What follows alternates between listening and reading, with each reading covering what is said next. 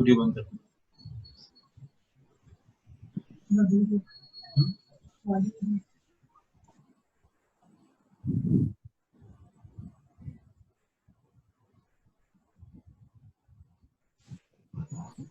जी, बिस्मिल्लाहिर्रहमानिर्रहीम।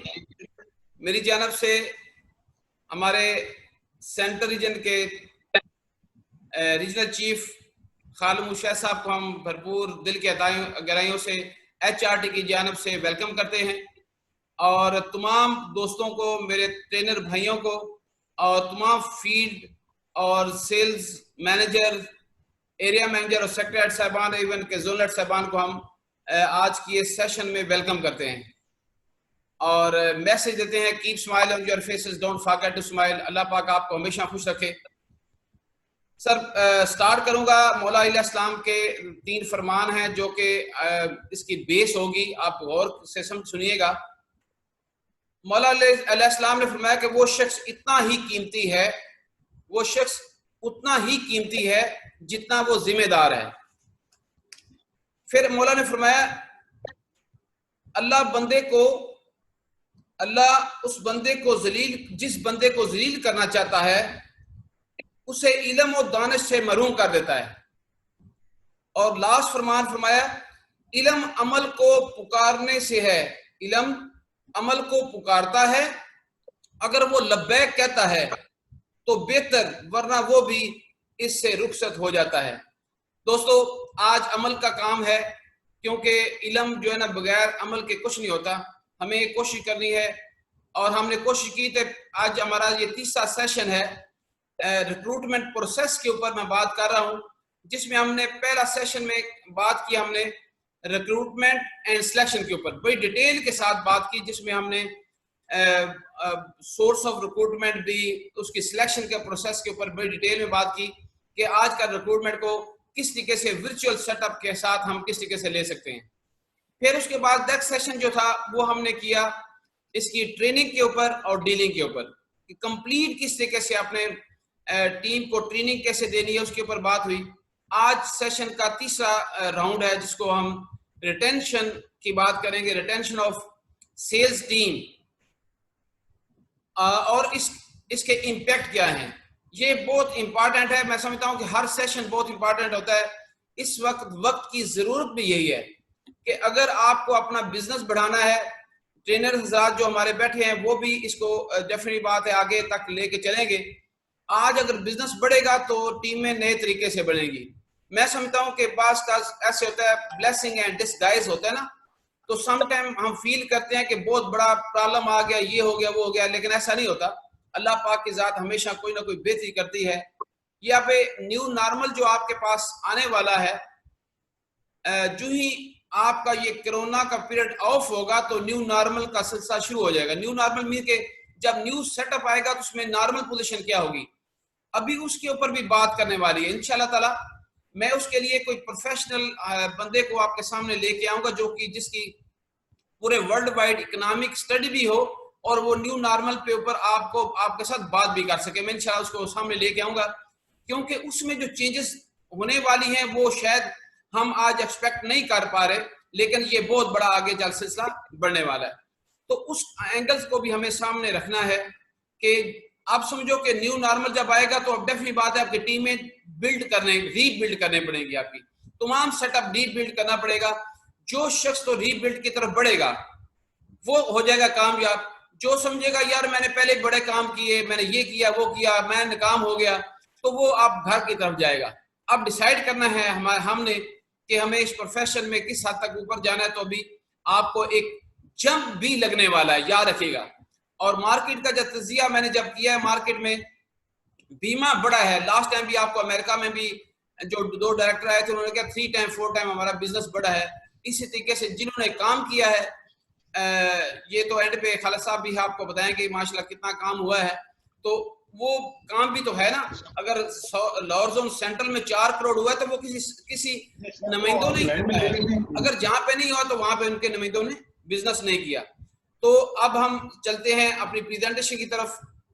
मैं प्रेजेंटेशन शुरू होने से पहले आपको एक वीडियो दिखाऊंगा, वो वीडियो को ज़हन में रखिएगा। ये भी की नोट की तरह होता है कि वो किस तरीके से रिटेंशन का ये काम होता है। ये पहले भी कई दफा आपने देखी है। आप देखें ये रिटेंशन के ऊपर बड़ी खूबसूरत किस्म की वीडियो है।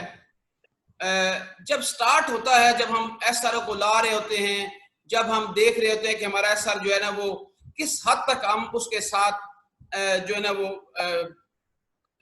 वेरी नियर टू होते हैं, ऐसे समझे कि इससे बड़ा शख्स ही उसके लिए जिंदगी में नहीं है, उससे माँ बाप से बढ़ के भी हम स्टार्ट कर रहे होते हैं।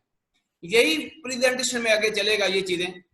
तो जैसे कि in the beginning boss be good you will be fine, हर तरीके के साथ उसके साथ ये जोड़ नहीं है। देखा जाए तो एक मैनेजर का और एक एसआर का जोड़ नहीं है, क्योंकि उसको टाइम देना पड़ता है, उससे प्यार करना पड़ता है, बहुत कुछ करना पड़ता है।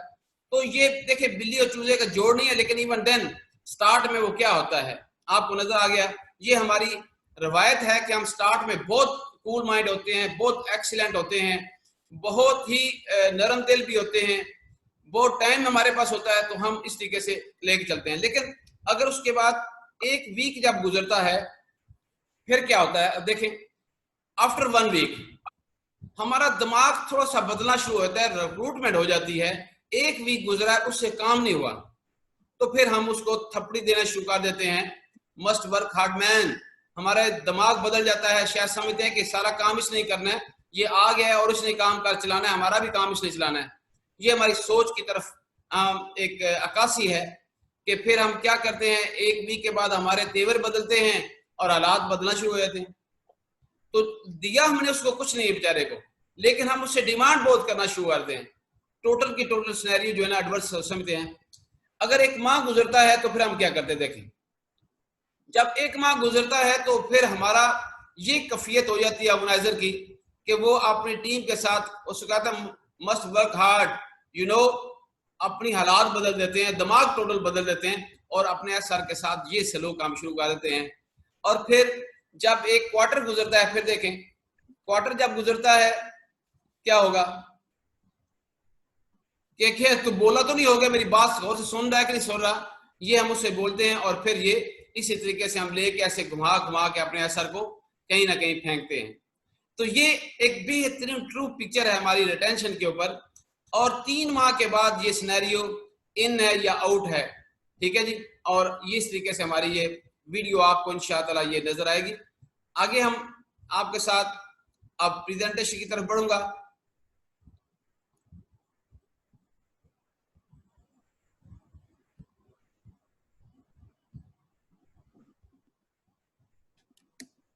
ऑलरेडी माशाल्लाह कुछ दोस्त नए आए हैं। तारिक महमूद मेरा नाम है और मैनेजर हूँ HRD।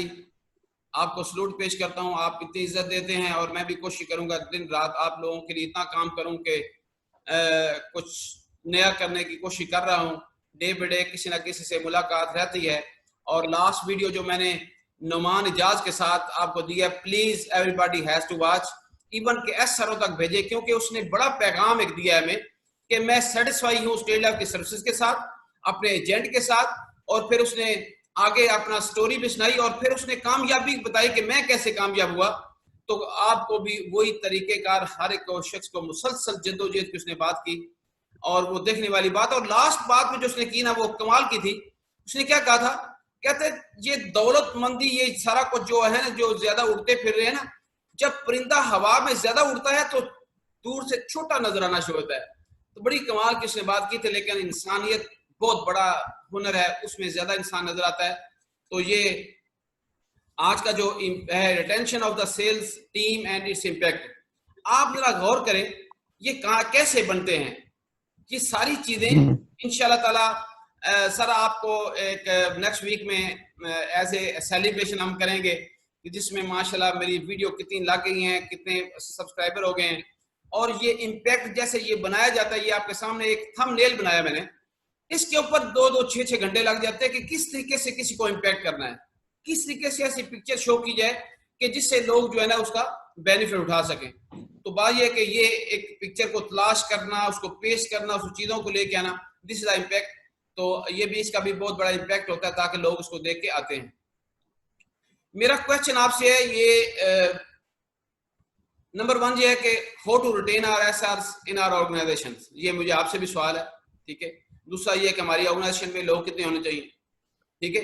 अब बात ये है कि अगर इसको मैं लास्ट पे ले लूं ताकि मेरी प्रेजेंटेशन खत्म हो जाएगी, उसके बाद हम इसके ऊपर बात भी करेंगे, होना तो पहले चाहिए, लेकिन ऑनलाइन सेशन में शायद हमें इसको एंड पे ले लेंगे, तो आपके भी तसरात जो आएंगे मेरे बाद, डेफिनेटली बात है, बहुत बड़ी तजुर्बाकार शख्सियत मेरे सामने बैठी है, मैं एक अदना सा बस कोशिश कर रहा हूँ, अल्लाह पाक करे कि इसको बेहतर से बेहतर हो।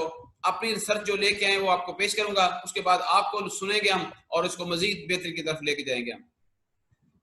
सर सबसे पहले हम अगेन गो बैक, हमें वापस जाना है कि reason for joining an insurance sector.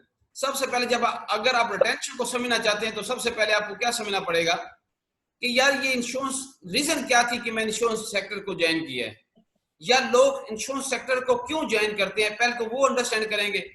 जब वो अंडरस्टैंड हमें हो जाएगी तो फिर इंशाल्लाह ताला हमें उसकी रिटेन करने की कैपेसिटी भी समझ आएगी हमें। सबसे पहले क्या है, याद रखिए कि कोई भी इंश्योरेंस में, आज मैं भी आया हूं, आज जितने लोग यहाँ बैठे हैं, जो भी आए हैं, जो सेल्स में आए हैं, वो हमेशा इनकम या एक्स्ट्रा इनकम की वजह से आते हैं।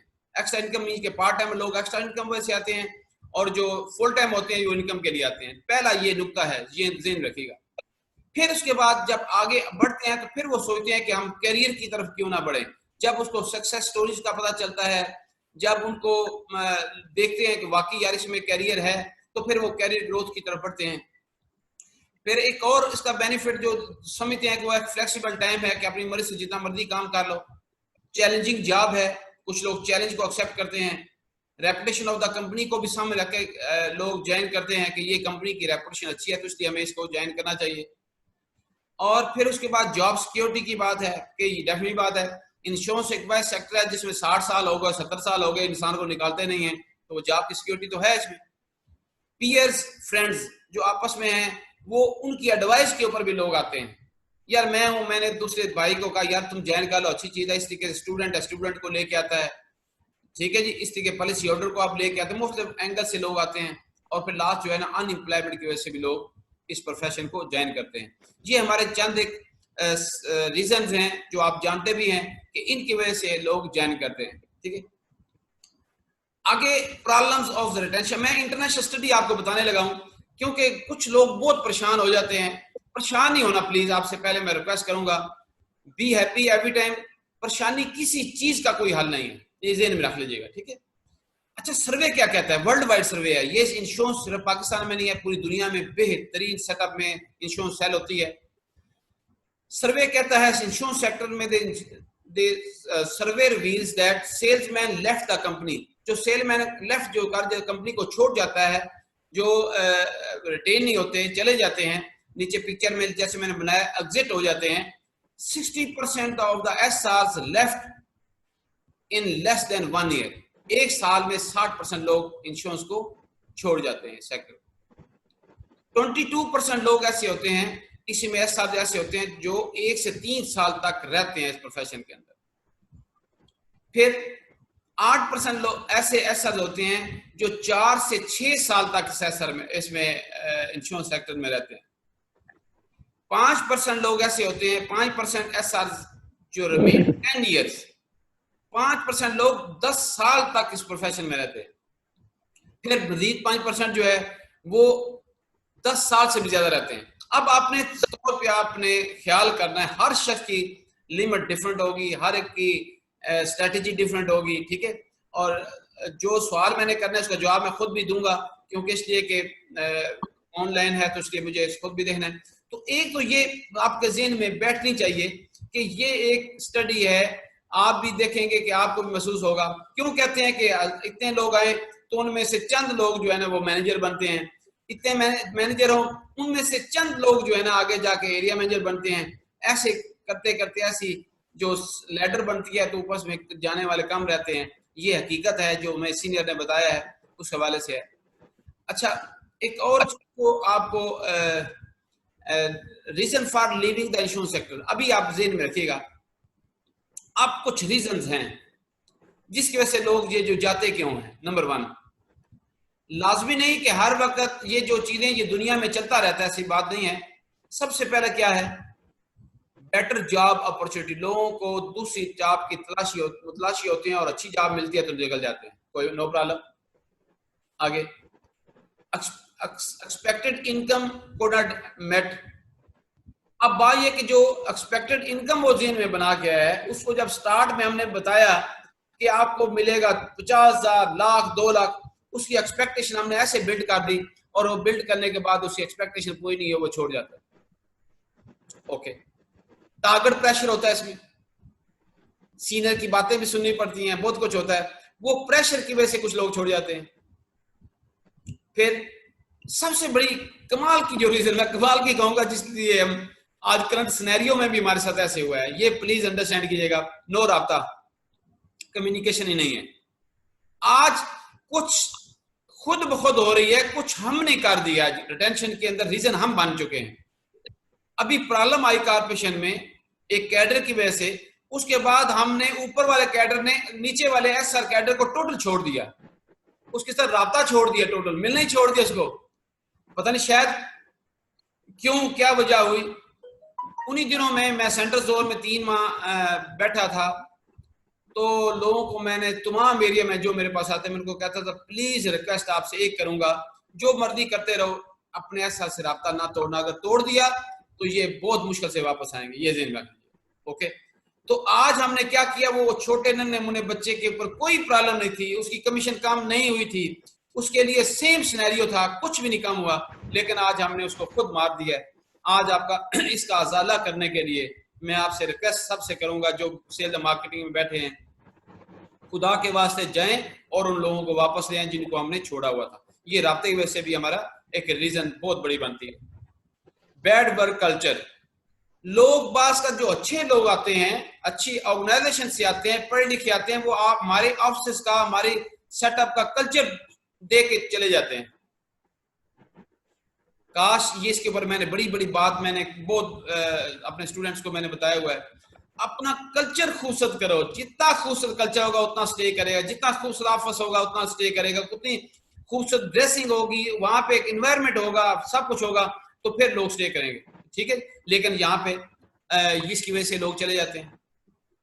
No clear direction, training and attitude, कितनी बड़ी रीजन है। अगर कभी आप इन्हीं को उल्ट करते जाएं, थोड़ी देर की सोचें कि आपके पास इसको रिटेन करने की स्ट्रेटेजी खुद बहुत बिल्ड होती जा रही है। मैंने डबल काम किया है, वो पॉइंट लगाए हैं जिसको रिटर्न अपोजिट करें, तो ये हमारी स्ट्रेटेजी बननी जाएगी कि हम इसको किस तरीके से रोक सकते हैं।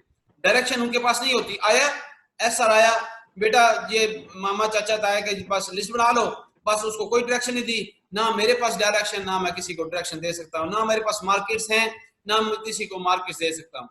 जब उसको बेचारे को एक लिमिटेड जाके आगे बोटल नेक बन जाता है, जहां रुकावट हो जाती है, वहां जाके उसने रुक जाना है, तो मेरी माय डियर सोचे थोड़ी देर के लिए, तो वो डायरेक्शन ही उसको पास नहीं जा रही, तो क्या कैसे वो कामयाब होगा, क्योंकि दुनिया बहुत बड़ी है, हमें डायरेक्शन को आगे बढ़ाना होता है।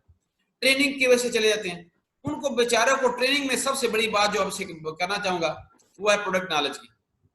जिस शख्स को प्रोडक्ट नॉलेज नहीं है, वो किस तरीके से इस प्रोफेशन में रह सकता है, मुझे आप बताएं। 1% भी ना सोचिएगा।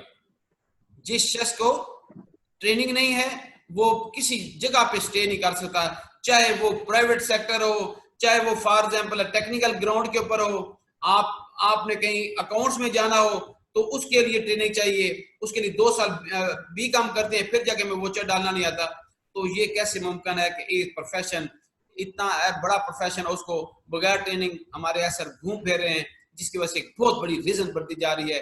ना हमने उसको ट्रेनिंग दी, ना हमने उसको कन्विंस किया कि जाके एफएमडी से ट्रेनिंग ले। लेकिन आज एक खुशखबरी आपको देने वाला हूं, आज ऑनलाइन सेक्टर के हमारा एफसी ऑनलाइन आने वाला है, विद इन इंशाल्लाह ताला वीक 2 में ऑनलाइन एफसी कोर्स आ जाएगा। फिर ये गिले शिकवे खत्म हो जाएंगे कि लो जिस पास टाइम नहीं है, फिर भी अगर हमने कोशिश ना की, ये नहीं होगा तो उसको कहेंगे तो खुद बुद कर लेगा, फिर भी आपके उसको पीछे करना पड़ेगा। और सबसे बड़ी बात जो है एटीट्यूड है, हमारे रवैये। आप गौर करें, अगर घर में भी बच्चे के साथ, एक बच्चे के साथ रवैया अच्छा हो, दूसरे के साथ अच्छा ना हो, तो कभी आप सोच सकते हैं कि वो घर में भी एक बच्चा परेशान होकर घर छोड़ने की तैयार हो जाता है। माय डियर फ्रेंड्स, रवैया एक ऐसी चीज है कि जिसकी वजह से आपके लोग ज्यादा जाते हैं। अपने रवैये हमें बहुत अच्छे करने हैं, अपने बेहतरीन रवैयों के साथ आप काम करेंगे तो अल्लाह पाक के फजल से कोई शख्स आपको छोड़ के नहीं जाएगा। कहीं ना कहीं छोड़ के जाएगा तो अपनी रीजन से, आपकी वजह से ना जाए, आपके मिसबिहेव की वजह से एक बंदा छोड़ के नहीं जाना चाहिए। अगर वो गया तो इसका जवाब इस दुनिया में भी और अगली दुनिया में भी हमें देना पड़ेगा। फिर उसके बाद lack of understanding of job. Job की अंडरस्टैंडिंग ही नहीं है हमें, जिसकी वजह से छोड़ जाते हैं। जिस शख्स को गोदी में बिठा के किसने ट्रेनिंग दी हो, आप सब जानते हैं, खुदा की कसम कभी छोड़ के नहीं जाएगा। आपको बाप समझेगा, आपको माँ बाप की दर्जा देगा। और फिर lack of appreciation, care about them, हम उसकी केयर ही नहीं करते। जिंदगी में याद रखें, केयरिंग ऐसी चीज है, अगर आप लव छोड़ देंगे, केयरिंग छोड़ देंगे तो मोहब्बत खत्म हो जाती है। ठीक है, आप उसकी केयर किया करें, उसको उसके पीछे भागा करें, उसको देखें क्या कर रहा है, उसकी सारी एप्रिसिएशन, छोटा छोटा काम भी करता है तो अप्रिशिएट करें, छोटी सी पॉलिसी लेके आए तो बड़ी एप्रिसिएशन करें। तो बात यह है कि इस तरीके से भी लोग अगर नहीं हम करते तो चले जाते हैं। Lack of trust and support, उसको ट्रस्ट नहीं होता अपने सीनियर पे, सबसे बड़ी बात है। हम ट्रस्ट भी कायम नहीं कर पाए अभी तक, इसकी वजह से भी लोग छोड़ जाते हैं। सपोर्ट उनको नहीं मिलती, उनको थोड़ी देर चलते हैं, आगे कहते खुद ही चला जाए डर जब। उसको कहते सर जी ये काम मुझे मिला है, इसके लिए प्लीज मुझे हेल्प करें, किसी की क्लेम की अदायगी करनी है, कुछ करना है, उसको भी छोड़ के चले जाते। वो कहता नहीं।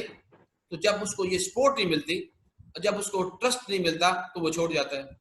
और एक और बहुत बड़ी वजूहत होती है कि जब हम रख रहे होते हैं किसी शख्स को, तो फिर मिसमैच एप्टीट्यूड होता है। हमें वो कहता है सर मैं इसमें काम मैं नहीं आना चाहता, हम उसको जबरदस्ती भी लेके आते हैं। हम मिसमैच करते हैं। याद रखें, घर में अगर किसी की शादी भी मिसमैच हो, आज का वर्ड ये है कि अगर माँ बाप मर्जी से शादी करते शायद मिसमैच हो, तो वो फ्यूचर में डाइवोर्स तक पहुंच जाता है। तो ये तो कोई काम ही नहीं है, ये इसमें तो इतनी आपकी अफिलिएशन भी नहीं है इन लोगों के साथ, इतनी आपकी ट्रस्ट भी नहीं है, जिसपे आप केयरिंग हम नहीं करते, जिसको हमारा एटीट्यूड हमारा ठीक ना हो, हमारी कम्युनिकेशन ठीक ना हो, तो दे विल स्टे।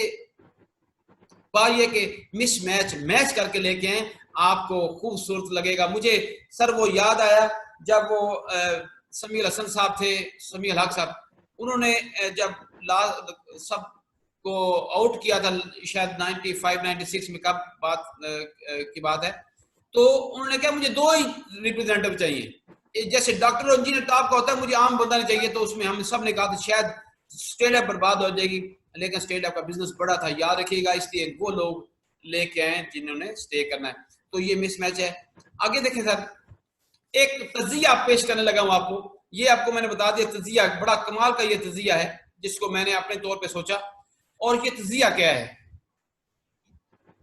नंबर 1, हम एवरेज, जब मैं क्वेश्चन करता था अपने सेमिनार्स में, तो एक बात पूछनी कि अगर हम 100 लोगों को भर्ती करें तो उसमें अगर हम 100 लोगों को मिले तो कितने लोग भर्ती होते हैं? हर शख्स ने कहा कि 10 to 1। मुझे ये मिला, जैसे इंश्योरेंस में है कि अगर हम 100 लोगों को भर्ती करते हैं, 100 लोगों से मिलते हैं तो हमें 10 लोग हमें भर्ती मिलते हैं। ओके, अब मैंने जब क्वेश्चन किया, मैं एक तो क्वेश्चन ये हो गया। अब मुझे ये बताइएगा कि अगर 10 लोग भर्ती हो जाए तो उसमें रिटेंशन कितनी है? तो कोई कहता 2, को कहता 3, को कहता 4, मतलब कि 10 लोग अगर भर्ती किए हुए हैं तो उसमें 2, 3, 4 की मुझे एवरेज बताई, लेकिन मैं इसको 3 ले लिया, 4 भी नहीं लिया, 2 भी नहीं लिया। कि आज आप जानते होंगे कि अगर हमारे पास 10 SR भर्ती हो गए हैं तो उसमें 3 रुकते हैं।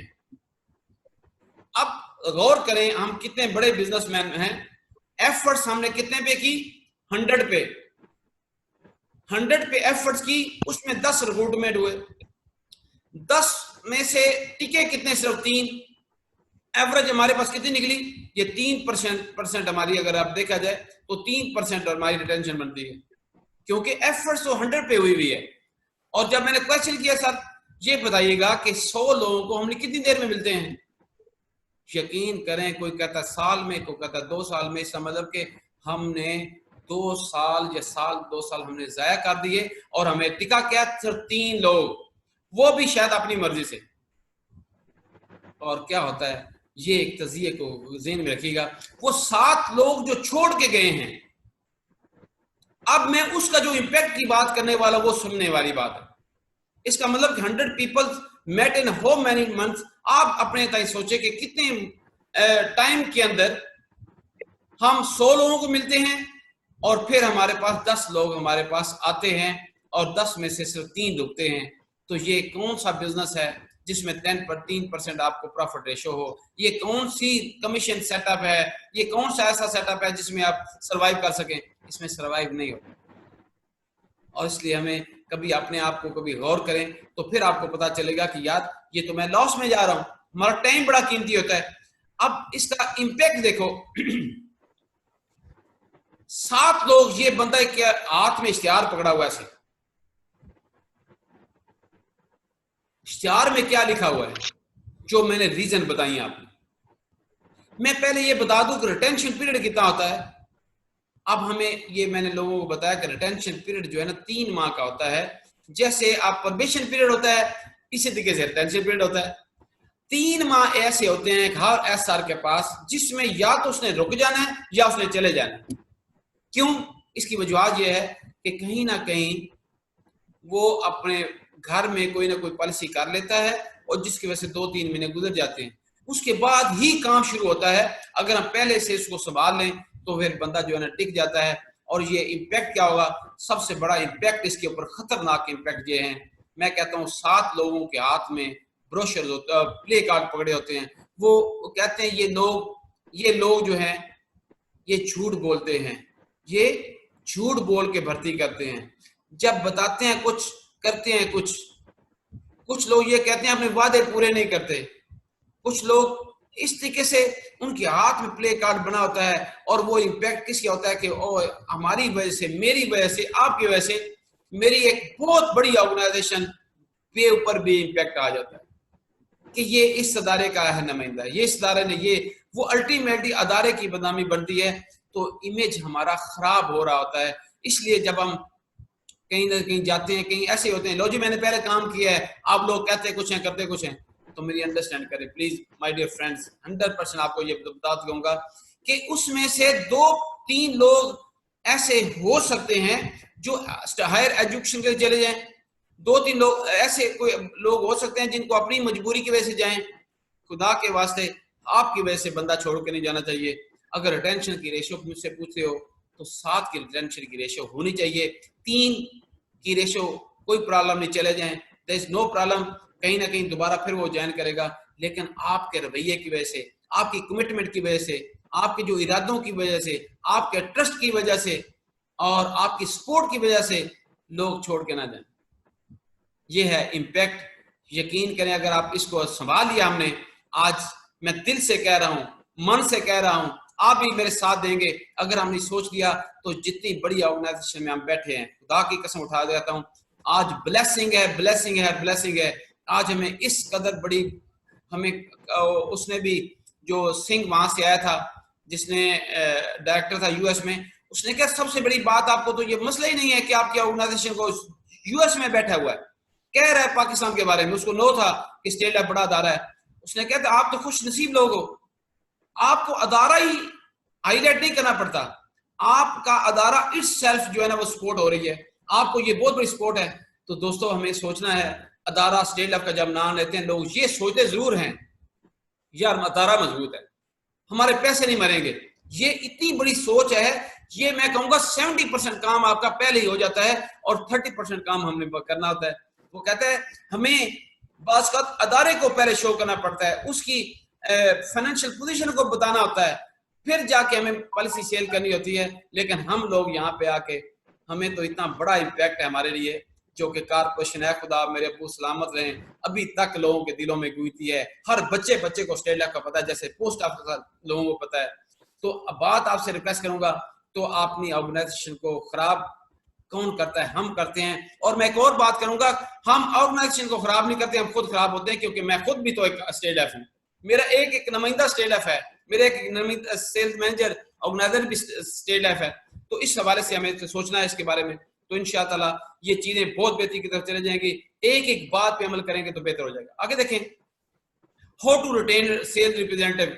ऑलरेडी मैं बात तो इसमें साथ साथ करता जा रहा हूं, लेकिन इवन देन एंड पे हम थोड़ी सी और बात इसमें कर लेंगे, ठीक है। तो ये देखें, हाउ टू रिटेन, हम इसको रोकेंगे कैसे, उसके लिए कुछ चीजें हैं। स्ट्रेटेजी है नंबर 1, सबसे पहले काम क्या करना है, सिलेक्शन प्रोसेस को बेहतर करें। ऐसे मत होने दें कि यार जो आता है आने दो। एक बात मैं छोटी सी आपसे पूछ लूं, ये पूछूं कि क्या अपने घर में हम सबको दाखिल होने देते हैं? हर शख्स मेरे घर में दाखिल हो सकता है? नहीं। कई लोगों को हम गेट के बाहर खड़ा करते हैं, कुछ लोगों को गिराज तक लेके आते हैं, कुछ लोगों को हम ड्राइंग रूम तक लेके आते हैं, कुछ लोगों को टीवी लॉन्च तक लेके आते हैं, और बहुत ही शाज़ोनाज होते हैं जो आपके बेड तक आता है, क्योंकि वो अपना फैमिली मेंबर होता है। अब मुझे बताएं कि दफ्तर और घर में अगर मैं गौर करूं, थोड़ी सी फर्क डालूं मैं, हमने दफ्तर के दरवाजे हर वक्त खुले हुए हमारे, उसमें जो शख्स मर्जी आ जाए, क्यों भाई? मुझे ये बताएं कि दफ्तर की वजह से घर चल रहा है या घर की वजह से दफ्तर चल रहा है? डेफिनेटली दफ्तर की वजह से घर चल रहा है, और तकद्दस हमारे घर का है। मैं जान, तकद्दस घर का आपने नहीं बनाया, तकद्दस नेचुरल है, क्योंकि वहां पे मेरी माँ है, वहां मेरी बेटी है, वहां पे मेरी बहन है, इसलिए तकद्दस वहां का इतना बड़ा बन चुका है। आपने नहीं बनाया, बना हुआ है। आज वो तकद्दस सारे का सारा घर का है, और जहां से इनकम जाके घर जा रही है उसका तकद्दस ही हमने खत्म करके रख दिया, जिसकी वजह से हम प्रॉब्लम में आ रहे हैं। खुदा के लिए एक और बात करने लगा हूं, तो अपने दफ्तर के भी गेट ऐसे बाहर रखें, जिसको आपने अंदर आने देना उसको आने दे, जिसको नहीं आने देना उसको सलूट वहीं पे रखें। क्योंकि हमने क्या कर दिया, हमने इतना मिक्सचर बना के रख दिया है। क्या होता है कि एक एमबीए भी बैठा है, एक वहां पे उसके साथ में आप जब मैट्रिक भी बैठा है, और एक ऐसा शख्स बैठा है कि प्रोफेशन वाइज भी लूं, तो अल्लाह ना करे कोई प्रोफेशन बुरा नहीं होता, कोई इंसान बुरा नहीं होता, लेकिन कहीं ना कहीं हर शख्स हमारे लिए फिट नहीं है। एक हजाम की दुकान पे कर रहा है, शेव कर रहा है, वो तो हमारा असर तो नहीं हो सकता ना। अगर एक जो जितने भी ये सिक्योरिटी के अदारे वो हमारे असर नहीं हो सकते, क्योंकि इनके दिमाग में ऑडिट ही चल रहा होता है, सस्पेंस ही होता है।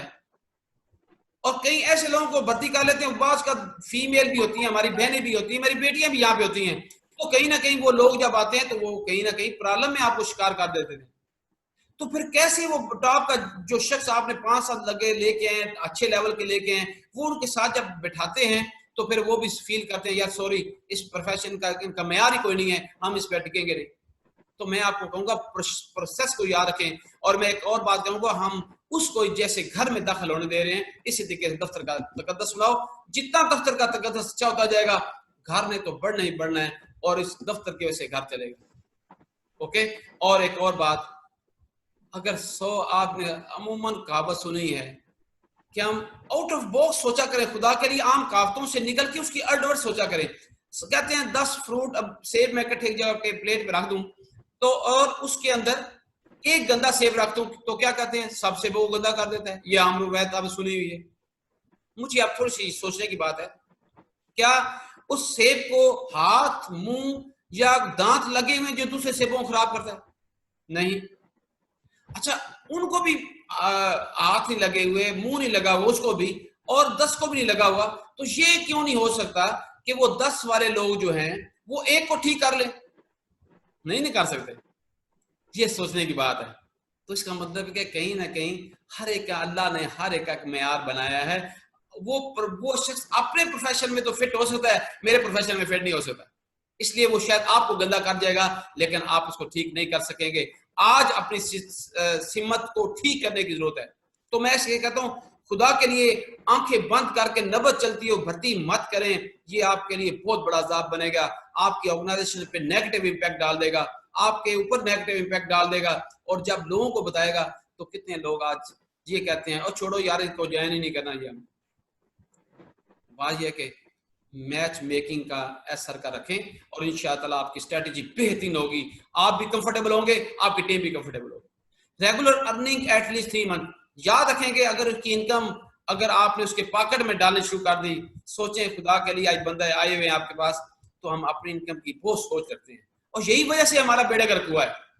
हमने आज हर शख्स ने, ऊपर वाले ने नो डाउट प्रॉब्लम हुई है, मैं इसमें कोई मैं दो राय नहीं कहूंगा, कभी भी है हमारे मैनेजर सेल मैनेजर को प्रॉब्लम हुई है, बेटा बात यह है कि प्रॉब्लम में से गुजर के आगे आना है, और हालात हमेशा अच्छे की उम्मीद रखना चाहिए, हमें बुरे हालात की नहीं रखनी चाहिए। लेकिन इवन देन अगर आपकी अपने लिए सोचेंगे अर्निंग और अपने बच्चे के लिए सोचेंगे तो कैसे टिकेगा आपके लिए? हमें उसकी सोचनी है, मेरा अल्लाह मेरी सोचेगा। याद रखिएगा, जब दूसरों की सोचते हैं अल्लाह आपकी सोचता है। तो पहला काम जो बड़ा कमाल का है, दूसरा जो काम है वो है आपको उसके पॉकेट में इनकम जाए, जैसे भी मर्जी कोशिश करें उसकी इनकम बढ़े। ओके, राब्ता, ये मैंने इसकी बात कर चुका हूँ, जो मर्जी हो जाए।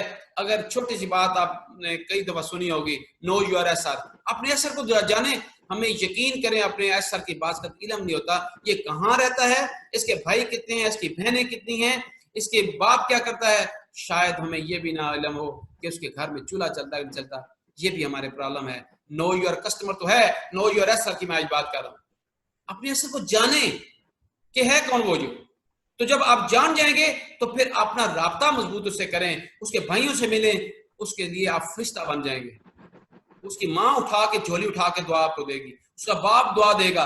अगर कोशिश करें, अगर बेटी है तो बेटी बना के रखें।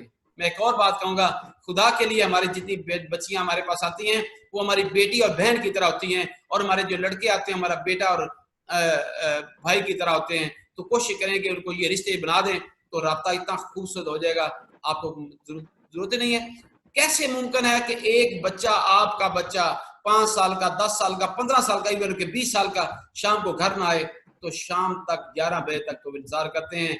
12 बजे में एक परेशानी, 2 परेशानी, हम घर वाले पूरा का पूरा खानदान परेशान होता है। 2 बज के 3 बज गए, मल्ले में ऐलान, उधर ऐलान, अखबार में, टीवी में, पता नहीं कहाँ जलते हैं। सिर्फ एक दिन में मेरा बच्चा मेरे घर नहीं आया, इधर तो 4-4 दिन, 5-5 दिन, 10 दिन गुजर जाते हैं, हमें खबर नहीं होती मेरा सर कहाँ पे है। तो ये है असल में राब्ता। सोचने वाली बात है। मैं अपने लिए कुछ और सोचता हूँ, दूसरों के लिए कुछ और सोचता हूँ। जब हमारी सोच दूसरों के लिए ऐसी हो जाएगी, खुदा पाक की जात आपके वो बरकत डालेगी कि आप सोच भी सकते, आपके इल्म में भी ऐसी चीज नहीं होगी जो आपको मिलेगी। फिर डीलिंग जस्ट लाइक पेरेंट्स, उसको माँ बाप की तरह बिहेव करें। बड़ा सिंपल वे है, मैं इसको क्या एक्सप्लेन करूं, जैसे घर में माँ बाप बच्चे को करते हैं इसी कैसे अपने आपको यहाँ पे करें। फिर appreciation their achievement, time to time उसको अचीवमेंट के ऊपर लेके जाएं, उसको बकअप करें, उसको इनाम दें, जो भी कर सकते हैं उसको, उसके साथ ट्रैवलिंग करें, उसके साथ मूवमेंट करें, तो आपकी उसकी एक एक चीज का पता चल जाएगा। कीप देयर मोरल हाई, हमेशा याद रखें उसका मोरल को हाई रखना है। बार बार हमारा जब गिर जाता है, मोरल नीचे निकल जाता है, तो सोचो कि ऐसा का कैसे होगा। तो हमने इसको बहुत बेहतर करना है और create working environment as a combined family system. आज ये कंबाइंड फैमिली कैसे बनती है? पहले एसआर आता है, सिंगल आता है, फिर सेल मैनेजर बनता है, माशा टीम बनती है, सेल मैनेजर के साथ फिर एरिया मैनेजर बनता है, तो और बड़ी टीम बनती है। तो यार ऐसे महसूस हो कि ऊपर मेरा दादा बैठा है, नीचे बाप बैठा है, भाई बेटे सारे बैठे हैं। ऐसी कंबाइंड फैमिली सिस्टम बनाएं। और एक और कहूंगा कि जब खाना खिलाने की बारी हो तो एसआर को सामने रखा करें, क्योंकि फैमिली सिस्टम ऐसा बनाएं और घर जो आप खाते हैं वही दूसरों को खिलाएं। अपने लिए कुछ और खाते हैं, दूसरों के लिए कुछ और खाते हैं, खिलाते कुछ और हैं। तो हमें फैमिली की तरह उसको लेके चलना है। तो कैसे मुमकिन है? कहते हैं नमक की बात है, इसने नमक खाया इसका। बेटा नमक जो होता है उसके घर का खाना होता है, बाहर का खाना जितना खिला लें उसमें नमक नहीं होता, उसमें वो दूसरा नमक होता है। लेकिन ये नमक दूसरी की बात करें, घर का जिसने आप खाया हो, आपकी मिस्र के घर का। मैं आज सर आपको बताऊंगा कि खुर्शीद खान साहब जानते हैं मुझे, वो अब्दुल रज़ाक चौधरी जानता है जो मुझे इस प्रोफेशन में लेके है, मैं उनको सलूट पेश करता हूँ। उन्होंने बहुत कोशिश की मेरे साथ, बड़ी एफर्ट की मेरे साथ। मैं हमेशा उनके लिए दुआ करूंगा जो मुझे इस प्रोफेशन में लेके आए। उससे पूछिएगा कि मैं सर जब तक मेरे पास 50 की टीम थी, हर दफा हर मीटिंग में खाना मेरी मिस्र पका के भेजती थी। आज भी मेरा कोई असर उठा ले जो मेरे पास था, आज भी उससे जाके अलग से इंटरव्यू कर लें, आपको बताएंगे क्या है। बात सिर्फ इतनी होती है कि सिस्टम ऐसा बना लें, यकीन करें आप राज करेंगे, आपको वो खुशियां मिलेंगी। कभी आपको शायद अपनी औलाद से इतनी खुशियां नहीं मिलेंगी जो ये खुशियां देने वाले हैं। ये तो कदर इतनी करते हैं, खुदा की कसम ये इतनी कदर करते हैं, नीचे बैठ के कहते हैं सर आप मेरे कंधे पे चढ़ के ऊपर वाली प्रमोशन सीढ़ी पे चले जाए। वो कहता है आप उधर चले जाएं, तो इसके बगैर हम कामयाब नहीं हो सकते। ये झूठ है कि कोई शख्स भी पूरे पाकिस्तान में एक भी शख्स मुझे कोई दिखा दे, को मेरे ये नन्हे मुंडे SRO की वजह से वो एरिया मैनेजर बना हो। कोई भी एक भी मुझे बता दें, हमारे बहुत बड़े माशाल्लाह तजुर्बाकार हमारे आरसी बैठे हैं, ये भी शायद ना बता सके कोई शख्स है ऐसा। तो बात है कि कोई ऐसा शख्स, तो फिर हम जिसने हमें प्रमोशन के लिए हमारा एक सीढ़ी बना है, तो हम इतना भूल के क्यों वो बैठे हुए। लास्ट है रिलेशनशिप बिल्डिंग। रिलेशन ही आपने बिल्ड नहीं किए, हमने रिलेशन बीमे का रखा हुआ है हमने, तो रिटेन कैसे होगी। बीमे तक रिलेशन है हमारा, बीमा आता है तो ठीक है, बीमा नहीं आता तो खत्म हो गई बात। खुदा के लिए उनके साथ फ्रेंडशिप बनाएं, उनके साथ ऐसे रिलेशन बनाएं कि जब कोई गमी हो, खुशी हो, किसी मुकाम के ऊपर आप उसके घर पे हो, उसको गिफ्ट करें, आपस में करें, जैसे सही दोस्ती जारी बनाएं, तो मेरे ख्याल के मुताबिक वो कभी जिंदगी में आपको छोड़ के नहीं जाएगा। और जिंदगी में हमेशा बात यह कि इसमें जितना भी हम बात करते जाएंगे, ये बातें ऐसी हैं जो रुकने वाली नहीं है, क्योंकि हम टू द पॉइंट चलने वाले हैं। हैप्पी SR नेवर लीव, याद रखिएगा, ये कभी जिंदगी में छोड़ के नहीं जाता। कभी बंदा भी आपको छोड़ के जाएगा नहीं जाएगा। याद रखें, हमें कहीं ना कहीं हम अहम है और कहीं पे हमें वहम है। ये 2-4 लफ्ज मैं आपको लास्ट सुनाऊंगा, उसके बाद ये सेमिनार हमारा एंड होगा। ठीक है, हम कहीं पे हमें वहम है और कहीं पे हम अहम है। ये सोचना है कि कहाँ पे आप ये चीजें सोच रहे हैं, वो सोचने की बात है कि हैप्पी SR नेवर लीव्स। कहते हैं है जरूरत मुझको सबकी, है जरूरत मुझे सबकी, ये अहम है। हूं जरूरत में सबकी, ये वहम है। हूं जरूरत में सबकी, ये वहम है। सिर्फ कोशिश में है कोशिश, सॉरी, सिर्फ कोशिश में है हासिल, सिर्फ कोशिश में है हासिल, ये वहम है। मेरी मुश्किल है ही मुश्किल, मेरी मुश्किल है ही मुश्किल, ये वहम है। खुद को मैं पहचानता हूं, ये अहम है। मैं सबको जानता हूं, ये वहम है। काम तरजीहन यहां है, ये अहम है। हर काम तरजीह के साथ होता है। काम तरजीहन यहां है, ये अहम है। मुझको फुर्सत ही कहां, ये हमारा वहम है। तो ये है आखिरी हमारा। Thank you very much. और keep smile on your faces, don't forget to smile. ठीक है, जिंदगी में ब्लेसिंग फ्रॉम अल्लाह। अल्लाह जिसको खुशी देता है उसके ऊपर रहमतें होती हैं, और खुश वही होता है जिनके जो है ना वो हालात ठीक होते हैं, खुश वही रहता है। और जब ब्लेसिंग होती है तो वो it shows the quality of life. जिंदगी में क्वालिटी ऑफ लाइफ को जीना सीखें। और इसके बाद हम क्वेश्चन आंसर का सेशन शुरू करेंगे। और thank you for your joining, please keep me in your prayers. एक रिक्वेस्ट फाइनल मैं कम ही करता हूँ, ये चैनल को इसलिए सब्सक्राइब करें कि मेरी वीडियो तो दो टू द पॉइंट और हर शख्स को पाकिस्तान के कोने कोने में चले जाएं। मेरा पर्पस सिर्फ एक मैं क्लियर कर बता दूं, मेरा वल्लाह कहूंगा सर्व खिदमत करना है, क्योंकि मैंने भी अल्लाह को जवाब देना है। मैं अपना फर्ज अदा कर रहा हूं, मैं कुछ भी और नहीं कर रहा। थैंक यू वेरी मच और अल्लाह हाफिज।